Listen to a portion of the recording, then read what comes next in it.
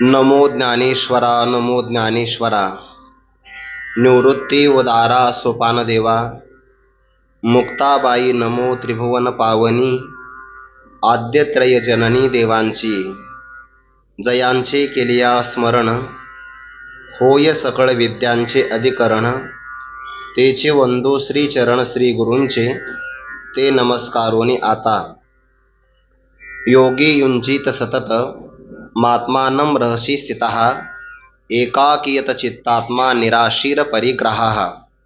होका आत्मनिवेदना तळीची. जे पीठिका होय सख्याची. पार्थ अधिष्ठात्री तेथीची मातृकागा. कैवल्य साम्राज्य चक्रवर्ती विश्वमौली ज्ञानोबाराय सकल ब्रह्मनिष्ठ गुरुजनांच्या परमकृपेने श्री भगवती ज्ञानेश्वरीच्या 6व्या अध्यायाचा विचार आपण करत आहोत. भक्तराज अर्जुनाचा परमार्थामध्ये असणारा अधिकार इतका मोठा आहे की अर्जुनाच्या ठिकाणचं असणारं भक्तिप्रेमाचं सुख भोगण्यासाठी परमात्मा किती काकुळतीला येतो आहे हा भाव ज्ञानोबाराय प्रगट करतात. जर आपण अर्जुनाच्या समोर द्वैताचा निराश करणारी ब्रह्मविद्या प्रगट केली तर मला अर्जुन आवडतो किंवा अर्जुनाला मी आवडतो अशी आमच्या दोघातली गोडी नाहीशी होईल. अर्जुनाचा जर अहंभाव जाऊन तो मत्स्वरूपाला प्राप्त झाला तर मग एकट्याने मी काय करावं. ज्याला पाहिल्याबरोबर डोळे शांत होतात, ज्याला तोंड भरून आपण बोलू शकतो, की कडकडून ज्याला आलिंगन देता येतं किंवा आपल्या मनात न मावणारी गोष्ट ज्याला सांगावीशी वाटते, जर ऐक्य झालं तर हे सांगावं कुणाला, पाहावं कुणाला, कुणासोबत संवाद करावा अशी देवाच्या मनामध्ये काकुळती निर्माण झाली आणि देवाने एक विशिष्ट प्रकारचे हातवटे वापरून तत्वमसी अशा महावाक्याचाच उपदेश केला. पण अर्जुनाचं अर्जुनत्व मात्र देवाने कायम ठेवलं. ज्ञानोबाराय म्हणतात, हे ऐकत असताना देवाची काकुळती, देवाच्या मनातला संकोचित भाव, देवाचा असणारा हा अर्जुनाच्या विषयी पराकोटीची भूमिका हे ऐकत असताना कदाचित तुम्हाला अवघड वाटेल. पण हे मात्र ओळखून घ्या की श्रीकृष्ण परमात्मा म्हणजेच भक्तराज अर्जुनाच्या सुखाची प्रगट असलेली मूर्तिमंत पुतळा आकृतीच आहे. कारण का, काय आश्चर्य आहे. कोणीकडे असणारा उपदेश, कोणीकडे युद्धाचा प्रसंग, पण प्रेमाचा असणारा हा चित्राचा आकार अर्जुनाच्या समोर नृत्य करत आहे. अर्जुनाविषयी आवड असल्यामुळे जिथं आवड असते लज्जा वाटत नाही. ज्या गोष्टीचा आपल्याला छंद असतो तो पूर्ण करताना शीण होत नाही. आणि जसं एखाद्या व्यक्तीला वेड लागावं आणि ते भुरळ पाडत नाही असंही कधी घडणं शक्य नाही. भावार्थ असा, अर्जुन मैत्रियेचा आश्रयस्थान आहे किंवा भगवंताचं सुखाने शृंगारित केलेलं अंतकरण पाहायचं असेल तर भक्तराज अर्जुन हा एक प्रकारचा आरसा आहे. म्हणजे देवाने सुद्धा आपलं सुखरूपत्व अवलोकन देवाने करायचं ठरलं तर देवाला एक आरसा जगामध्ये भक्त आहे, दुसरा कोणताही आरसा नाही. आणि त्याही भक्तामध्ये भक्त अर्जुनच आहे. म्हणून तर याप्रमाणे बाप रे बाप ज्ञानोबाला आश्चर्य वाटलं आहे. जसं की अनेक ठिकाणी हा बाप शब्द आला. बाप श्रवणेंद्रिया दैवे घातली माळ असाही शब्द आला की नाही. बाप भाग्य अगाधा पार्थाचिया. बाप कुळते पवित्र जेथीचा पार्थ या ज्ञाना पात्र. जेने गीता केले स्वतंत्र आवार जगा. असा ज्ञानेश्वरीमध्ये बाप शब्द आश्चर्य व्यक्त करण्याकरता आलेला आहे. बाप रे बाप, काय अर्जुन पुण्याने पवित्र आहे. जगामध्ये भक्ती नावाचं बीज रोपण करायचं असेल तर अर्जुनाचं अंतकरण ही चांगल्या प्रकारची जमीन आहे. आणि म्हणूनच तो कृष्णाच्या कृपेला प्राप्त झाला. का प्राप्त झाला, ज्ञानोबाराय अर्जुनाचं वर्णन करतात. भगवत विषयक प्रेम अंतकरणात असेल तर त्या प्रेमाला भक्ती म्हणतात.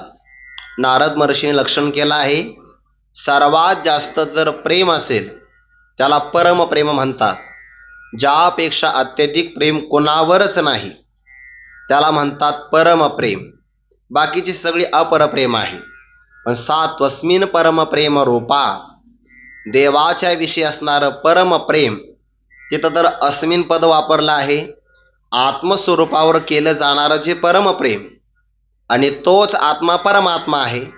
परमात्मा संबंधाने असणारं जे परमप्रेम, त्या प्रेमाला म्हणतात भक्ती. प्रेम एकच प्रकारचं आहे, म्हणजे भक्तीचाही एक मूळ प्रकार एकच आहे. परंतु त्या भक्तीचं सेवन करण्याची असणारी उपाधी ते अनेक प्रकारचे असल्यामुळे त्यामध्ये भागवतानुसार प्रामुख्याने 9 प्रकार संभवतात. श्रवणम, कीर्तनम, विष्णोः स्मरणम, पादसेवनम, अर्चनम, वंदनम, दास्यम, सख्यम, आत्मनिवेदनम. त्यापैकी आपण 7 प्रकारच्या भक्तीचा काल विचार केला आहे. आणि प्रस्तुत ओवीमध्ये 27व्या क्रमांकाची ओवी, अर्थात 127व्या क्रमांकाची ओवी आहे. हो का आत्मनिवेदना तळीची, जे पीठिका होय सख्याची, पार्थ अधिष्ठात्री तिथीची मातृकागा. ज्ञानोबाराय अर्जुनाचं वर्णन करतात. अर्जुन मुख्य देवता आहे, पण कशाची मुख्य देवता आहे? आत्मनिवेदन नावाच्या भक्तीच्या अलीकडचं सख्य नावाच्या भक्तीचं जे आसन आहे, म्हणजे सख्यपणे अर्जुन, नर नारायण, सृष्टी जनार्दन एक रूप. सख्य नावाच्या भक्तीचं, आत्मनिवेदन नावाच्या भक्तीची जी अलीकडची भूमिका आहे किंवा जे अलीकडचं आसन आहे, त्या आसनावर, सख्य नावाच्या भक्तीवर विराजमान होणारी मुख्य देवता कोण असेल तर भक्तराज अर्जुन आहे. म्हणजे देवाच्या बरोबर केलं जाणारं प्रेम, सख्य भावातून देवाची भक्ती करता येते. या बाबतीचं सर्वात मोठं उदाहरण कोण असेल तर ते भक्तराज अर्जुन आहे. परमात्मा गोकुळामध्ये अवतीर्ण झाले, भगवंताने सगळ्यांच्या इच्छा पूर्ण केल्या. तुकोबारा वर्णनच करतात. फेडावया आला अवघे यांची धनी, गोपाळ गवळणी माय बाप. देव सर्वांची इच्छा पूर्ण करण्याकरता आला, कारण सर्वांचं भक्तीचं ऋण देवावर झालं होतं. ऋण फेडावया अवतार केला, अविनाश आला आकाराशी, असंही तुकोबारांचं प्रमाण आहे. भक्तीचं ऋण फेडावं यासाठी देव अवताराला येतात. कोणाकोणाला काय काय दिलं? गोपाळ सख्य भावाने तृप्त केले, काल्याचा आनंद गोपाळाला आहे, बाकी कोणालाच नाही. बरं, कारण मला उमेश महाराजांनी सांगितलं, गुरुवारी मारुती बाबांनी काल काल्याच्या कीर्तनात वर्णन केलं, काल्याचे असे देव जळी झाले मासे. काल्याचं सेवन करण्याकरता देव पाण्यात मासे झाले, वैष्णव नाही झाले. काल्याच्या बाबतीमध्ये वैष्णवांनी का संभ्रम, फक्त वैष्णव काल्याचे अधिकारी आहे. ब्रह्मदेवाला सुद्धा काला दिला नाही बरं देवाने. नारद महर्षींच्या मुखातून ते काल्याचं वर्णन ऐकलं, असं वर्णन केलं. काही काही लोक ना आळंदीला येतात आणि आळंदीच्या उत्सवाचं गावाकडे जाऊन वर्णन करतात, इतकं की त्या गावाकडच्या लोकांना इच्छा होती आपण आळंदीला कधी जातो. काय सोहळा झाला म्हणतात, सोहळा नाही म्हणत ते, पण वर्णन करतात, भावना असते त्यांची, त्या भूमिकेतून ते वर्णन करतात सोहळ्याचं. तसं नारदांनी काल्याचं वर्णन केलं आणि ब्रह्मदेवाला अपेक्षा निर्माण झाली, ब्रह्मांडाचा मालक मी आहे, काला मिळायला मला काय कठीण आहे. भगवंताची काल्याची लीला सुरू होती यमुनेच्या काठावर आणि ब्रह्मदेव तिथे आले, पण आल्यानंतर देवाप्रमाणे एक पाऊल पुढे टाकला. देव मासे झाले होते, ब्रह्मदेव गोपाळ झाला. गोपाळ जरी झाला तरी पण तो नवीन गोपाळ आहे हे देवाच्या लक्षात आलं. शिबिराला नवीन विद्यार्थी येतात ना, तर त्यांना आपण पावले शिकवतो हरिपाठातल्या. नवीन विद्यार्थी लगेच ओळखू येतो, जुने अनुभवी असतात ते बरोबर उजवा पाऊल पुढे टाकतात, नवीन विद्यार्थी डावा पाऊल, समजून घ्यायचा हा नवीन आहे. तसं काल्याच्या प्रसंगामध्ये देवाच्या लक्षात आलं की हा आपला ब्रह्मदेव, आपलाच मुलगा आहे. देवाने काला वाटत वाटत ब्रह्मदेवाचा हात आला की चुकवायचा. असं एकदा दोनदा तीनदा झालं. आता तो ब्रह्मदेव, मोठे माणसं इच्छा जर पूर्ण नाही झाल्या तर रोष धरतात. समजा एखाद्या मोठ्या माणसानं आपल्या कीर्तनाची तारीख मागितली आणि आपण दिली नाही तर ते आपल्यावर रोष धारण करतात, हे आम्हाला मुद्दाम देत नाही. ब्रह्मदेवाला राग आला, ब्रह्मदेव आहे मी, मला काला नाही देत, दाखवतो आपला पराक्रम. आणि काही काही नवलाव केला, काला वाटिता विधाता ठकविला. भाग निधी तातो वत्से गोवळ घेऊन गेला. तैसाचे आपण येथे होण्या ठेलाव. ब्रह्मदेवाने गायीची वासर आणि गोपाळांना सत्यलोकामध्ये प्रतिष्ठित केलं. देवाच्या लक्षात आलं आपल्याच मुलाचा पराक्रम आहे. याची नाभी कमळी जन्मचतुरानना. ब्रह्मदेवाचा अहंकार जाण्यासाठी देवाने जितकी वासर जितके गोपाळ तसं स्वरूप धारण केलं.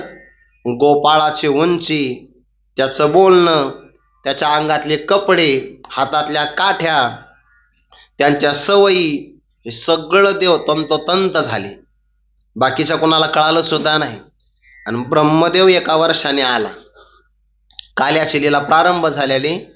ते गुरुवारी राऊत बाबा सांगतात, ब्रह्मदेवाचे 4 मस्तक, 4 तोंड ब्रह्मदेवाला, 4 मेंदू. मग तो सत्यलोकात पाहायचा. गोपाळाला पाहिलं की खाली पाहायचं इकडे. जशाला तसे गोपाळ दिसायचे.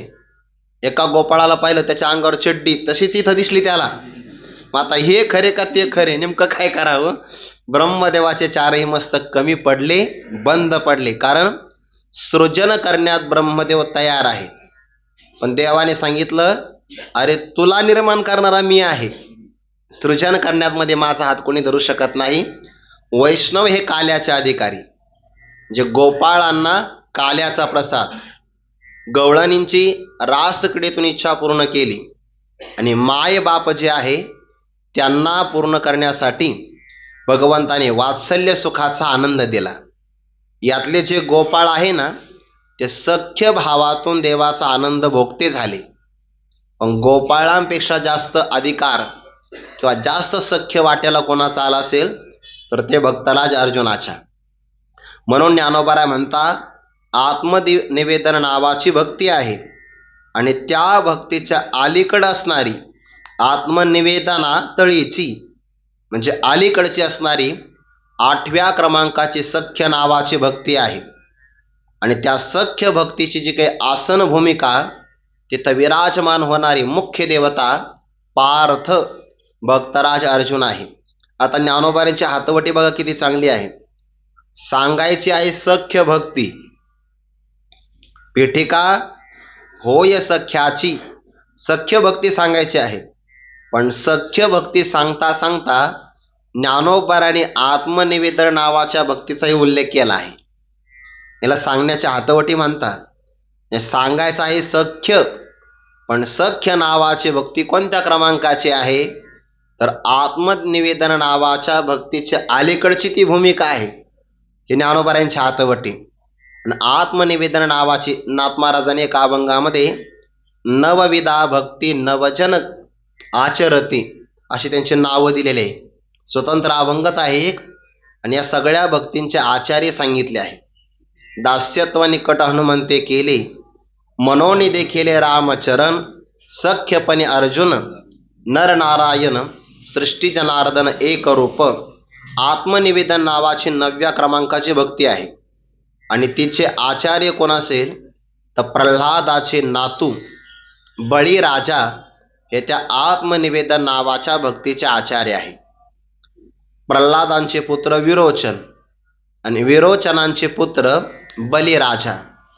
त्या बलिराजाने 99 यज्ञ पूर्ण केले आणि 100वा यज्ञ पूर्ण केला की निष्प्रतिबंध ते स्वर्गाचे राजे होणार.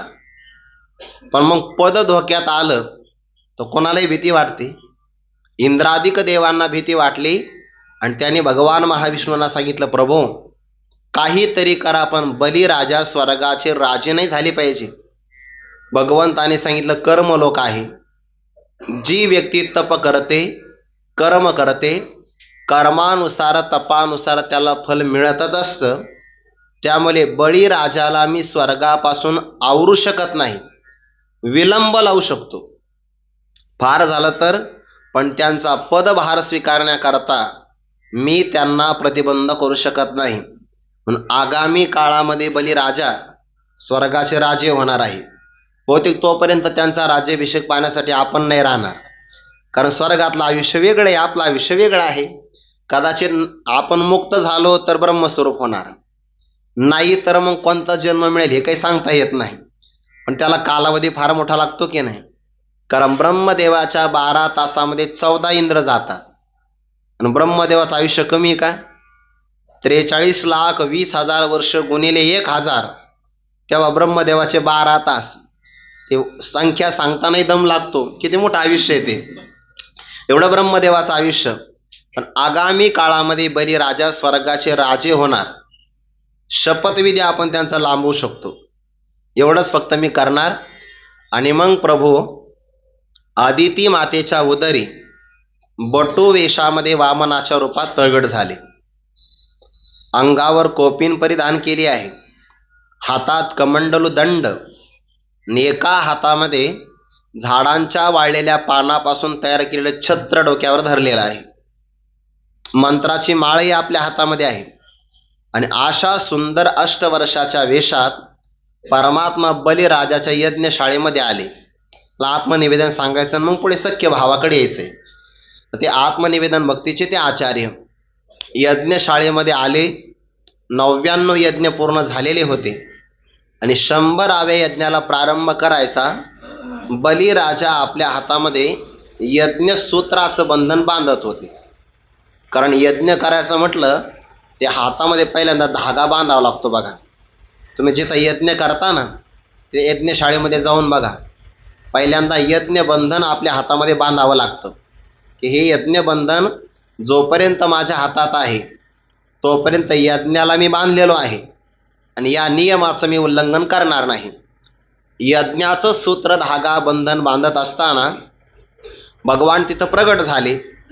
आणि प्रगट झाल्याबरोबर बलिराजाचे सगळे सेवक धावत आले. आता कोणी याचक तिथं राहिलेलंच नव्हतं. सगळे याचक तृप्त होऊन आपापल्या स्थानी निघून गेले आणि भगवान परमात्मा त्या यज्ञशाळेमध्ये आले. या सगळ्या सेवकांनी विचारलं, काय अपेक्षा आहे? भगवंताने एका वाक्य सांगितलं, माझी अपेक्षा तुम्ही पूर्ण करू शकत नाही, तुमच्या स्वामीला बोलवा. सगळे सेवक धावत गेले. बलिराजाला नमस्कार करतात. म्हणे, महाराज, कोणीतरी अपूर्व दर्शन देणारा याचक आला आहे. ज्याच्या मुखाचं अवलोकन केलं तर आपली दृष्टी त्याच्या मुखावर थांबू शकत नाही, इतका सौंदर्य संपन्न तो आहे. बालवयातच आहे याचक, पण तो तुमच्याकडून अपेक्षा करतो, याचना तुमच्याकडून करणार आहे, आमच्या हातून तो काही घेत नाही. बलिराजाने आपल्या आसनाचा त्याग केला. शुक्राचार्यांनी त्यांनी सांगितलं, बरं, शुक्राचार्य वेगळे आणि शुकाचार्य वेगळे. परीक्षिती राजाला भागवत सांगणारे शुकाचार्य आणि दैत्यगुरु शुक्राचार्य. भागवताचार्यांनाही माहिती असावं, नाही तर गोंधळ होऊ शकतो. शुक्राचार्य वेगळे आणि शुकाचार्य वेगळे. दैत्यगुरु आहे शुक्राचार्य. त्यांनी सांगितलं, राजा, यज्ञाला प्रारंभ होतो आहे, तुला उठून जाता येणार नाही. त्यांनी, नाही गुरुजी, जोपर्यंत यज्ञशाळेमध्ये एखादा याचक उपवासी आहे तोपर्यंत मला यज्ञ करण्याचा अधिकारच नाही. अरे म्हणे, मुहूर्त तर टळून चालला. बलिराजाने सांगितलं, गुरुजी, दुसरा मुहूर्त शोधा. मुहूर्त अनेक येतील, पण मागणारा असा याचक परत येणार नाही. याला म्हणतात दानशूरता. संधी परत येत नसते. बरं, कधी कधी आपल्या मनात भाव येतो की दान करावं, मनात भाव येतो आणि 2-4 पावलं पुढे गेलं का वाटतं नाही दिलं तेच बरं झालं. म्हणजे दान देण्याचा भाव कायम टिकत नसतो, मनामध्ये विकल्प येतात. त्यामुळे ही दानाची संधी मी सोडणार नाही. बलिराजा यज्ञशाळेमध्ये आले. नम्रता काय असेल? ऋषिकुमार आहे, ब्राह्मण पुत्र आहे, साष्टांग नमस्कार केला. अशी कथा जर मी गावाकडे सांगितली ना, तर आमच्या गावाकडच्या भागामध्ये परंपरा आहे, साष्टांग नमस्कार केला लगे महिला सगळ्या असं नमस्कार करतात. इथं नाही माझी अपेक्षा, गावाकडचं सांगतो. असं नमस्कार शब्द आला, प्रमाण जरी आलं तर सगळ्या माता भगिनी असं नमस्कार करणार बघा मंडपामध्ये. दुपारी 3 वाजता प्रवचन सांगा, नाही तर कीर्तनात सांगा, संस्कार आहे गावाकडचे. नमस्कार केला आणि सांगितलं, तुमची अपेक्षा काय आहे? आता अपेक्षा बघा कशी आहे. बलिराजाने सांगितलं, या पृथ्वीवर माझं राज्य आहे, आता स्वर्गात सुद्धा माझं राज्य स्थापित होणार आहे. त्यामुळे तुमच्या मनात असणारी सगळी अपेक्षा मागा, द्यायला मी तयार आहे. काय लागतं ते मागून घ्या. तुम्हाला जर तिथं भागवतात आलंय बरं, तुम्हाला विवाहाकरता कन्या पाहिजे असेल तर कन्याही देतो, सुवर्णदान देतो, रथ घोडे सैन्य देतो, राज्य देतो, पाहिजे असेल तर महापौर पद आपलं आताचं नाही तेही देतो हल्लीच्या काळामध्ये. काय लागतं ते मागून घ्या. बलिराजानेच्या समोर भगवंताने सांगितलं मला यातलं काही नको. याचकाने संतुष्ट असावं आणि दात्याने उदार असावं. मला काही नको, पण राजन मला तपश्चर्या करायची आहे. जो मनुष्य आपल्या अपेक्षेपुरतं मागतो ना त्याचं सामर्थ्य वाढत असतं. आणि जे माणसं पुन्हा मागून घेतात संतुष्ट होत नाही ते कालाच्या ओघात टिकत नसतात. थोडे दिवस त्यांचं चालत असतं. अल्पसंतुष्ट असावं. यदृच्छा लाभ संतुष्टो येन केन संतुष्टो येन केनचित. मला अपेक्षा ती नाही. मला करायचं आहे तप एका पावलावर, पण त्या पावलाला थकवा आला तर दुसऱ्या पावलावर उभा राहता आलं पाहिजे. आणि दोन्ही पावलांच्या मध्यभागी हालचाल करण्यासाठी जागा असावी. म्हणून माझ्या पावलाने मोजून मला 3 पावलं जमीन दे, त्रिपाद भूमी. ते ऐकल्याबरोबर बलिराजाने पहिले हसायला सुरुवात केली. म्हणे 8 वर्षाचं वय, तुमचे पावलं केवढे, आणि त्या पावलाने तुम्हाला फक्त 3 पावलं जमीन पाहिजे. का? जमीन स्वतःच्या मालकीची असावी. नाहीतर आपलं ध्यान लागायचं जिथं आपण राहतो त्यांनी म्हणायचं उचला पेटी, करता काय. त्यामुळे स्वतःच्या मालकीची 3 पावलं का होईना माझी जमीन असावी. बलिराजा हसू लागले. म्हणे तुमचं वयही लहान, मागणी लहान. भगवान म्हणाले संकल्प सोड, मग कळत तुला मी लहान आहे का महान. आणि बलिराजाने द्यायला तयार झाले. आणि राजा इच्छा कोणाच्याही पूर्ण होत नसता. जेवढी अपेक्षा आहे तेवढंच मागावं. हातामध्ये पाणी घेतलं, संकल्प सोडणार तेवढा शुक्राचार्य आले. म्हण काय करतोय. म्हणे यांना त्रिपाद भूमीचं दान देतो. यांना कळतं का तू कोणाला देतोय म्हणे. अरे हा ऋषिकुमार बटू वामन नाही, या रूपात साक्षात महाविष्णू आलेले आहेत आणि 3 पावलं यांची तू पूर्ण करू शकणार नाही. बलिराजाला आनंद झाला. जर महाविष्णू माझ्याकडे याचक होऊन आले असेल आणि त्यांना देण्याचं सामर्थ्य माझ्यामध्ये असेल तर मोठा मी आहे ना. किती मोठा पराक्रम आहे आपला. देवाने आपल्या समोर हात पसरावे, पराक्रम आहे आपला. इतका मोठा अधिकार, देवाने हात पसरावा. त्याची आई धावत आली. बरं झालं म्हणे मी विरोचन राजाच्या सोबत सती नाही केली. ऐसा पुत्र पैदा किया प्रभू पसारे हात. भगवान माझ्या मुलाच्या समोर हात पसरतो आहे. आनंद झाला. पण म्हणे राजा 3 पावलाचा संकल्प तू पूर्ण करू नाही शकणार. आणि शास्त्राने ज्या दानामध्ये सर्वस्व दिलं जातं अशा दानाला परवानगी दिलेली नाही. दान किती द्यावं.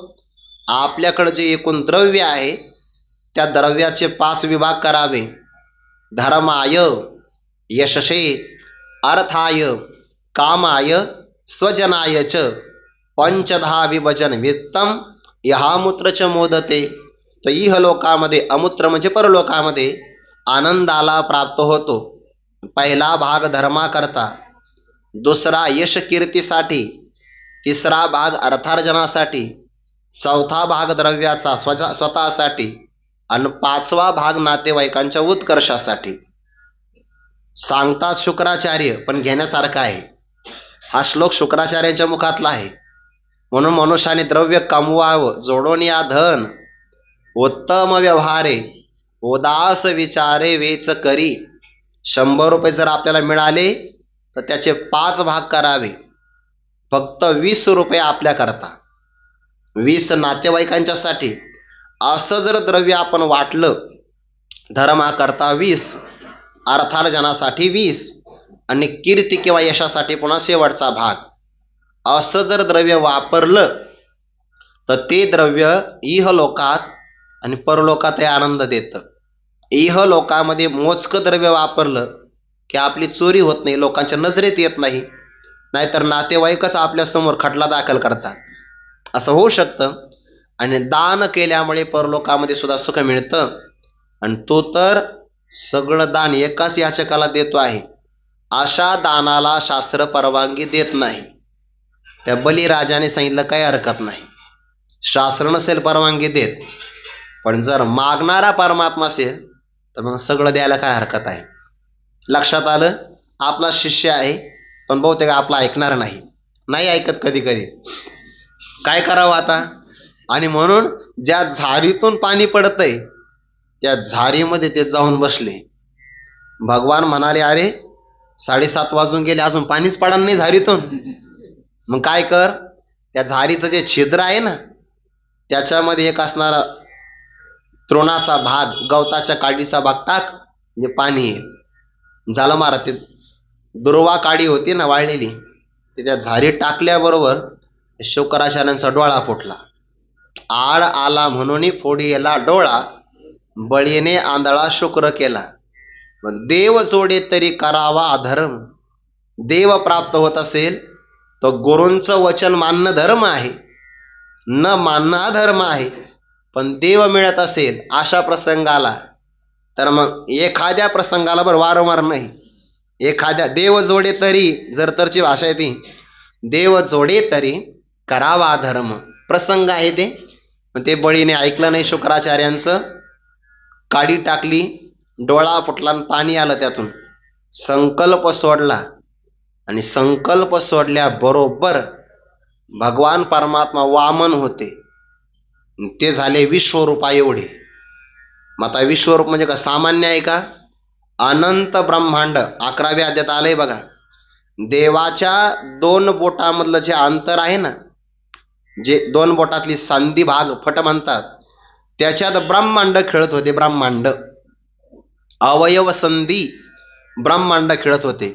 इतका परमात्मा मोठा आणि व्यापक झाल्याबरोबर एका पावलात पृथ्वी व्यापून घेतली, दुसऱ्या पावलामध्ये अंतरिक्षातलं सगळं राज्य. आणि भगवान म्हणाले, राजन 3 पावलाचं तुझं वचन होतं, 2 पावलात तुझं मी सगळं घेतलं, तिसरा पाऊल ठेवू कुठं? आणि जर म्हणण्यानुसार तिसरा पाऊल पूर्ण नाही केला तर तुला अधोगतीला जावं लागेल. बलीने सांगितलं, प्रभो, दान देणारा दाता दिल्या जाणाऱ्या पदार्थापेक्षा वेगळा राहतो. 2 पावलामध्ये तुम्ही माझं घेतलंय, आता एका पावलात माझा मी घ्या.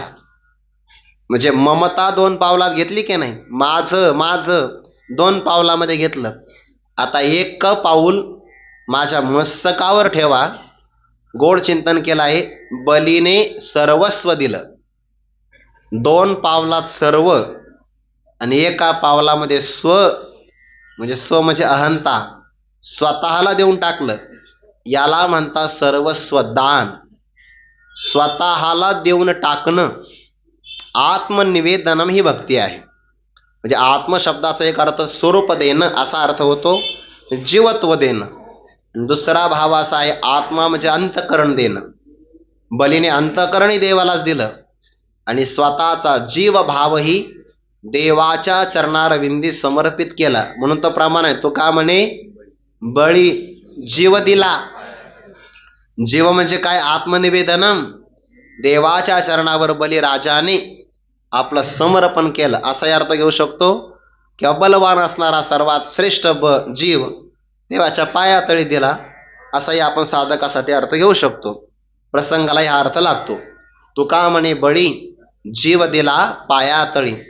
आत्मनिवेदन भक्तीचा अधिकार एवढा मोठा की बलिराजाने सर्वस्व दिलं.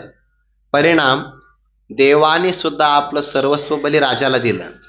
ज्ञानोबा 11व्या अध्यायामध्ये वर्णन करतात, जेने ओरी हानितला असे पांपारा, तयाचा चरण वाहसी दातारा, अजूनी वैरियाच्या कलेवरा विसंबशीना, ऐसा अपकारिया तुझा उपकार, तो अपात्री ही परी उदार, दे दान म्हणून दारवंठे करू चाहलासी बळीचा.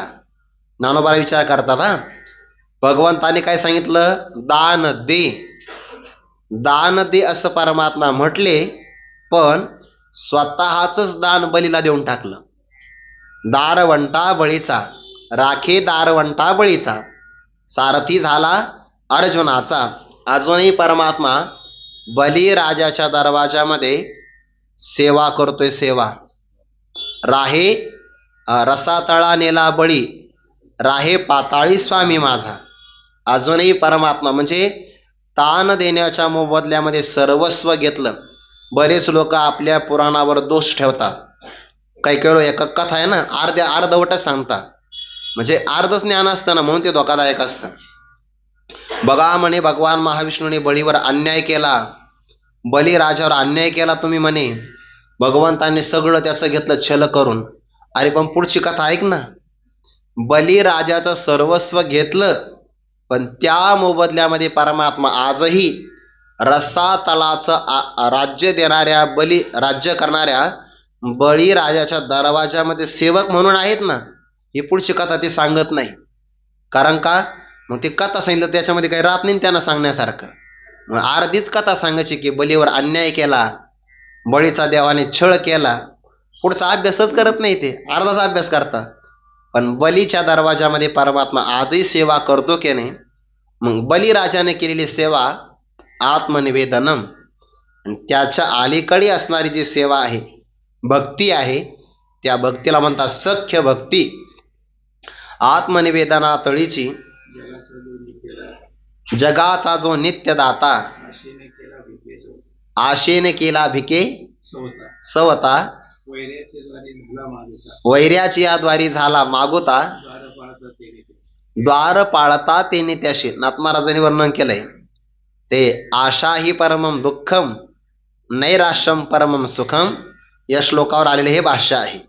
आशा उपजली अनंतासी, नीच वामनत्व आले तयासी. आशा जो जगाला देणारा आहे, नित्यदाता, आणि बलीच्या दरवाजामध्ये आशेने केले दीन देवाशी, इतरांची काय कथा कायशी.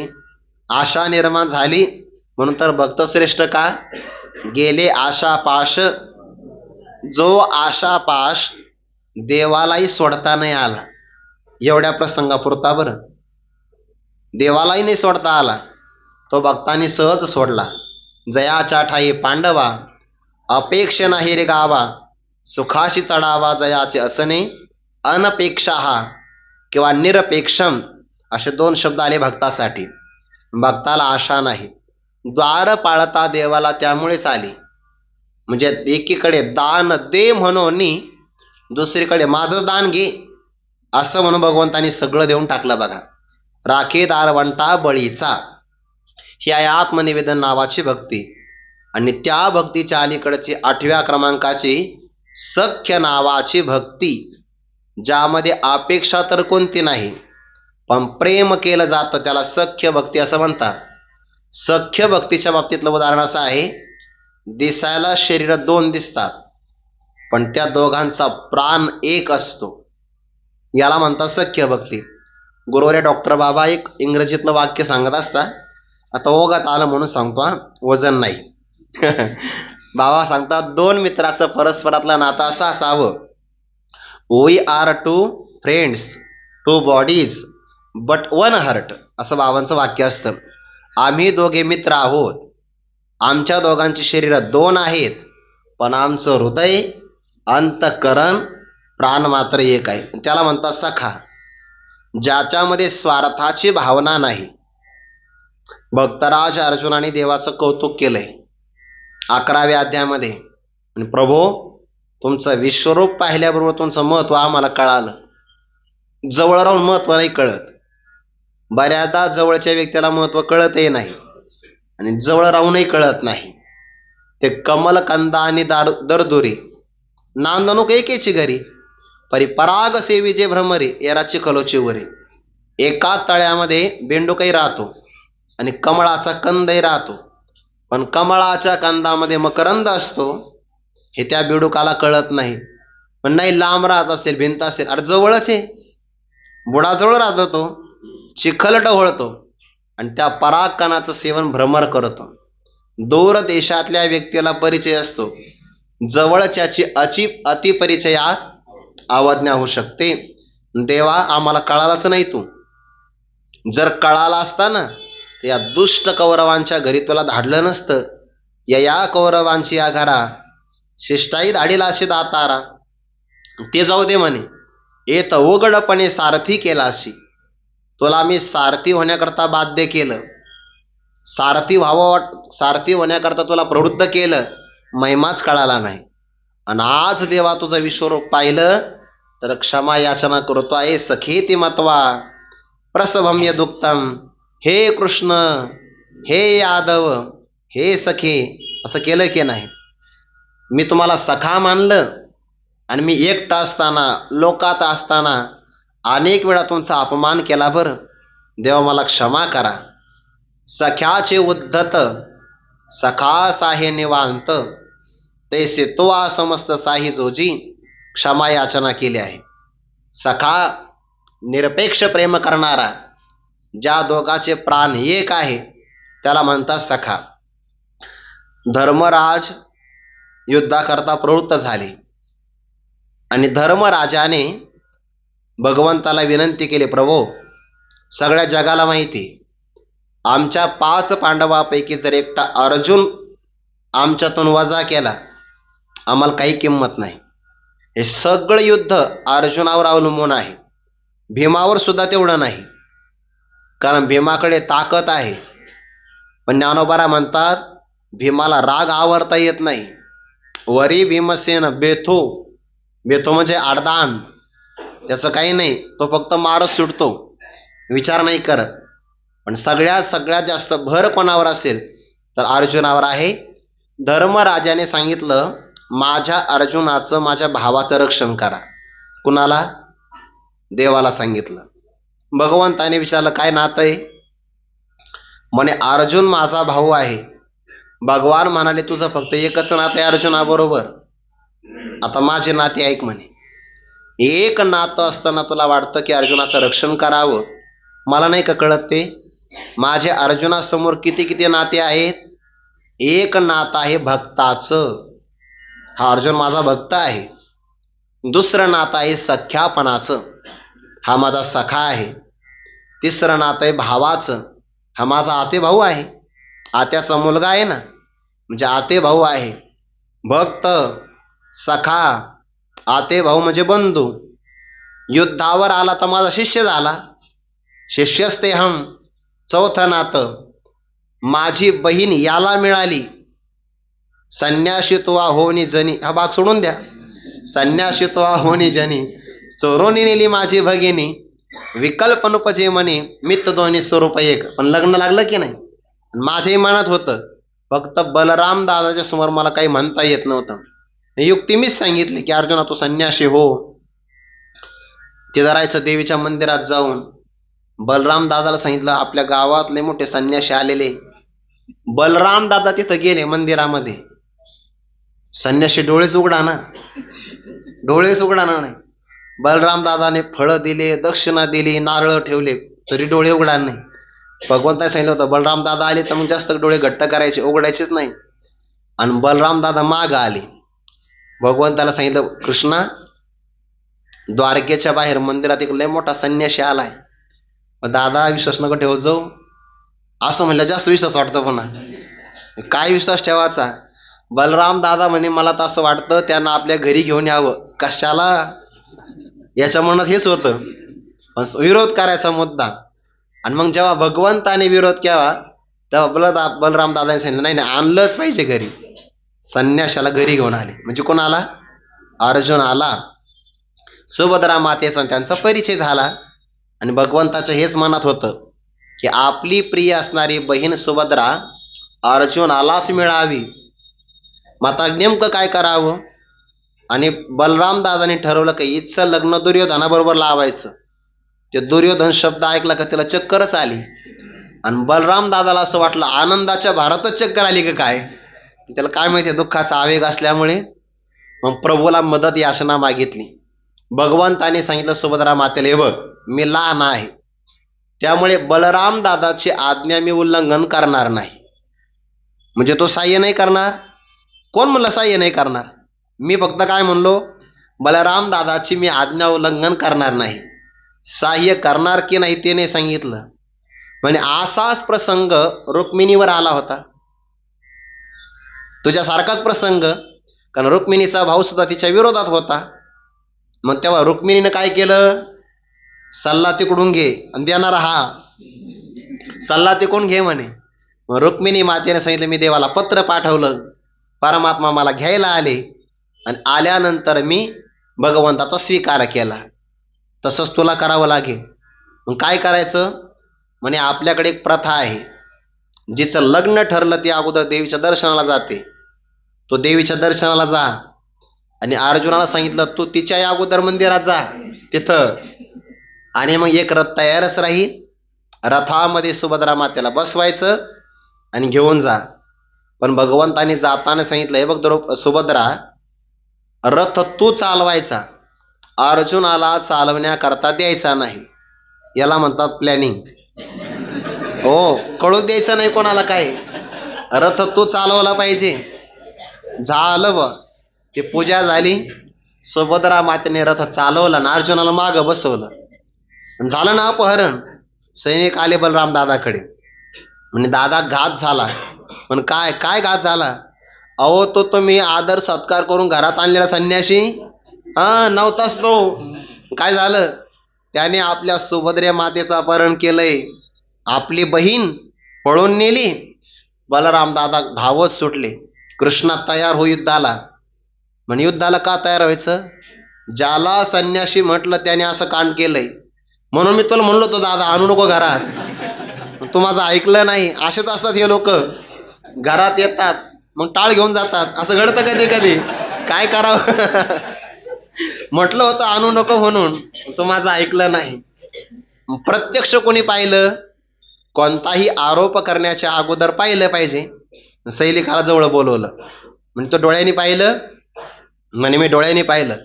काय झालं म्हणे, त्या संन्यासी महात्म्याने सुभद्रा मातेला पळून नेलं. खरं सांग, लांबून पाहिलं का जवळून पाहिलं? तो जवळून पाहिलं. रथ कोणी चालवला? तो हा, रथ मात्र सुभद्रा माता चालवत होते. अरे मग त्याने नाही पळून नेलं, सुभद्रेने संन्याशाला पळून नेलं. आणि मग बलराम दादाला सांगितलं, कशाला संन्याशाला शिक्षा द्यायची? अरे संन्याशाने नाही नेलं पळून, सुभद्रेने रथ चालवला, याचा अर्थ सुभद्रेनंच त्या संन्याशाला पळून नेलं. हे सगळं भगवंताने सांगितलं. मग कोण संन्याशी आहे तो? तो अर्जुन आहे. संन्याशित्वा होनी जनी, चोरूनी नेली माझी भगिनी. ज्ञानोबा भाव प्रगट करतात. नाते किती झाले, भक्त, सखा, बंधू, शिष्य, मेवना, 5 नाते झाले की नाही. 14व्या अध्यायामध्ये एक नातं आलंय. भगवान म्हणतात, माझी वक्तृत्व नावाची कन्या होती आणि त्या कन्येला अर्जुनासारखा वर मिळाला, म्हणजे हा पुन्हा जावई झाला. आता या अनुषंगाने बरं भगवान म्हणतात, मग म्हणे गा प्रज्ञाकांता, ओजवली आजी वक्तृत्वता, जे बोला एवढा श्रोता जोडालाशी. मग सांग बरं धर्मा, तुझ्या भावाचं रक्षण करावं तुला वाटतं एका नात्याने? माझी अर्जुनाबरोबर 5-5, 6-6 प्रकारचे नाते संबंध आहेत, मी त्याचं रक्षण नाही का करणार? सख्य प्रेम म्हणतात त्याच्यामध्ये. आणि ज्याला सखा म्हणतात ना, त्यांचं वय समान असावं लागतं. अत्यधिक वय असेल, कमी वय असेल तर मित्रत्व होऊ शकतं प्रसंगाला, पण सखा होण्यासाठी मात्र जवळपास त्यांचं वय समान असावं लागतं, एक समान वय. मग ते विनोदाने सांगतात ना, भगवंताचा कधी जन्म झाला ना अर्जुनाचा कधी झाला? भगवान म्हणतात, माझा जन्म मे महिन्यात, तुझा 4 जूनला. तारखीसही सांगितला, बहुनी मे व्यतीतानी जन्मानी तव 4 जून. असं आहे का ते?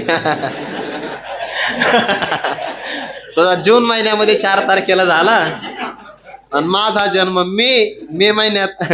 विनोदाने सांगतात, बाबा पण सांगायचे बरं, हे गुले बाबा पण सांगायचे पाठामध्ये. भगवान म्हणतात, बघ अर्जुना, बहुनी मे महिन्यात आपला जन्म आहे, तारीख नाही सांगितली, तुझा 4 जूनला जन्म आणि तव 4 जून. तसा अर्थ नाही घ्यायचा बरं. आणि तुम्ही अशा गोष्टी जास्त ध्यानात ठेवता. काहीतरी पाठात विषय झालं की ते लवकर ध्यानात राहतं. भाव काय आहे? जन्म समान वयाचा असेल तर त्यामध्ये सख्य भाव निर्माण होतो आणि मित्रत्वाच्या भावामध्ये ददाती, प्रतिगृह्णाती, गुह्यमाख्याती, प्रोच्छती, भुंक्ते, भोजयते चैव षड्विधम मित्रलक्षणम किंवा षड्विधम प्रीतिलक्षणम. हे प्रेमाचं लक्षण आहे. काय प्रेम करावं सख्य भावातून इथं कळतं आपल्याला. देव जरी ब्रह्मांड नायक असेल आणि देवाला जर आपण आपला मित्र केला, देवाचे मित्र आहे की नाही? भागवतामध्ये गोपाळ तरी मित्रच आहे, सुदामदेव तरी मित्रच आहे आणि भक्त राजा अर्जुन सुद्धा मित्रच आहे. पण सर्वात जास्त भाव कोणाच्या वाट्याला आला? सर्वात मोठा भाग आला अर्जुनाच्या वाट्याला. सख्यपणातला भाव आहे म्हणून सखेती मत्वा प्रसभम यदुक्तम. हे कृष्ण, हे यादव, हे सखेती, अजानता महिमानम तवेदम मया प्रमादात प्रणयेन वापी. मी तुमची कधी कधी उपहास थट्टा केली असेल, पण या प्रसंगाला आपण क्षमा करावी. सगळ्या क्षमा याचना केल्या आहे. देवा, तुमचा महिमा जर मला कळाला असता तर दुष्ट कौरवांच्या घरी शिष्टाई करता तुम्हाला धाडलंच नसतं, पण आम्हाला कळालंच नाही. म्हणजे व्यापाराप्रमाणे तुमचा आम्ही व्यवहार केला. वनितेसाठी जगेश्वरा विकलाशी आम्ही, तुला आम्ही जणू काही विकलं, किती कष्ट दिले, पण तुझा आज महिमा पाहिला की सगळ्या ब्रह्मांडाला आधार तू आहे. जिकडं पाहावं तिकडं तुझं स्वरूप आहे आणि उघडपणे तुला सारथी केलं ना. या युद्धाच्या प्रसंगामध्ये परब्रह्म एवढं तत्व असताना योगी यांचं समाधी सुख आहे, तुझ्याकडून मानाची अपेक्षा केली, असे फार मोठे अपराध माझ्याकडून झाले, क्षमा कर. पण 11व्या अध्यायात बरं, पुढे तो भाग येणार आहे. पण तोपर्यंत देवाने सुद्धा अर्जुनाचं सख्यत्व, म्हणजे ज्ञानोबांनी म्हटलं आहे, आतापर्यंत जगात अनेक भक्त झाले, पण ज्या दिवशी पांडव जन्माला आले तेव्हा भगवंताने सगळे बाजूला सारले. सगळे आगवेची एकीकडे ठेले, सापे कृष्ण सुखा एकंदरे झाले, जी दिवसी होनी जन्मले पांडव हे, परी पाचाही आता अर्जुना, श्रीकृष्ण सावियाची झाला अधीना, कामुक का जैसा अंगना अपैता की जे, पडविले पाखुर ऐसे न बोले, या परी क्रीडा मृगहीन चाले, कैसे दैव येत सुरवाडले ते जाणू नये, हा कोपे के निवांत साहे, हा ऋषे तरी बुझावित जाये, नवल पिशे लागले आहे पार्थाचे देवा. फार मोठं वेळ लागलं म्हणे देवाला, आणि देवाने सख्यपणातला भाव अर्जुनाचा स्वीकार करावा. किती प्रेम असेल अर्जुनाच्या बाबतीमध्ये. इतकं प्रेम करावं असं दुसरं पात्र कोणी भेटलं नाही. अर्जुनाने रागवावं, काही मर्यादा असतात, त्या मर्यादेच्या प्रसंगामध्ये कोणाच्या आसनावर बसू नये, मर्यादा असते. पण भगवंताच्या आसनावर अर्जुनाने सहज जाऊन बसावं. सख्यपणातला भाव आहे. देवाने भोजनाच्या प्रसंगाला अर्जुनाची आठवण करावी. बोनयाच्या अवसरी देव लो बेकीरा आठवण करी, परे माझा निसुक गर्व अवधारी जे फुगूनची बैसे. पण तेव्हा माझा काय गर्व, मी फुगून बसायचो, रुसून बसायचो, आणि देवाने जेवताना आठवण करावी, अरे अर्जुन आलेला आहे, अजून अर्जुन जेवायला नाही आला, अर्जुनाच्या नावाचं ताट तयार करा. सख्यपणातला भाव आहे. सख्यपणातला ज्ञानोबा म्हणतात, ज्याला सख्य नावाची भक्ती संपादन करायची असेल त्याने पहिली अर्जुनाची भक्ती करावी, आणि अर्जुनाच्या कृपेनेच आपल्याला देवाच्या बरोबर मित्रत्वाचं नातं जळवता येईल. देवाच्या बरोबरचं सगळ्यात सुंदर नातं हे आहे. त्वमेव माताचे पिता त्वमेव, त्वमेव बंधुष्ट सखा त्वमेव, त्वमेव विद्या द्रविणम त्वमेव, त्वमेव सर्व मम देव देव. देव आपला सखा आहे. सखा तो कोबऱ्याचे प्रमाण आहे. देव सखा जरी जग अवघे कृपा करी. देव जर आपला सखा असेल तर तो का म्हणे नव्हे अनेका सारिका, तोच माझा सखा पांडुरंग. देव जर आपला सखा असेल तर सगळं जग आपल्यावर कृपा करतं. आणि या सख्य भक्तीचे आचार्य, अधिष्ठात्री, मुख्य देवता, मातृकागा. या मातृका शब्दाचा अर्थ आहे उपमाता, मातेप्रमाणे सांभाळ करणारी, त्याला मातृकागा किंवा उपमाता असं म्हणतात. किंवा मुख्य देवता या प्रसंगाला ती अधिष्ठात्री देवता म्हणजे भक्तराज अर्जुन आहे. तुका म्हणे नवविध भक्ती जाणे तोच शुद्ध. जो नवविधा भक्ती जाणतो तोच खऱ्या अर्थाने पवित्र आहे. सख्य नावाच्या भक्तीचे आचार्य भक्तराज अर्जुन आहे. आणि त्या अर्जुनाचं एवढं ज्ञानोबांनी वर्णन केलं आहे. अगदी पुण्याने पवित्र, भक्ती बीजाचं सुक्षेत्र, कृष्ण कृपेला पात्र, आत्मनिवेदना तळीची अलीकडची असणारे सख्य नावाची भक्ती, या आसनावर विराजमान होणारी ही अधिष्ठात्री मुख्य देवता. एवढं अर्जुनाचं कौतुक केलं की देवाच्या सुखाने शृंगारित केलेल्या अंतकरणाला पाहणारा अर्जुन दर्पण म्हणजे आरसा आहे. मग तुम्ही एवढं वर्णन करतात अर्जुनाचं, आणि अर्जुनाच्या जवळ कोण आहे? साक्षात श्रीकृष्ण परमात्मा आहे. मग जवळच्या मालकाचं नाही वर्णन करत आणि सेवकाचं वर्णन करतात. का करतात तो विचार आपण उद्या पाहू. कुंडलिक वरदा हरी विठ्ठल श्री ज्ञानदेव तुकाराम माऊली ज्ञानेश्वर महाराज की जय. जगद्गुरु तुकाराम महाराज की जय. सद्गुरु जोग महाराज की जय.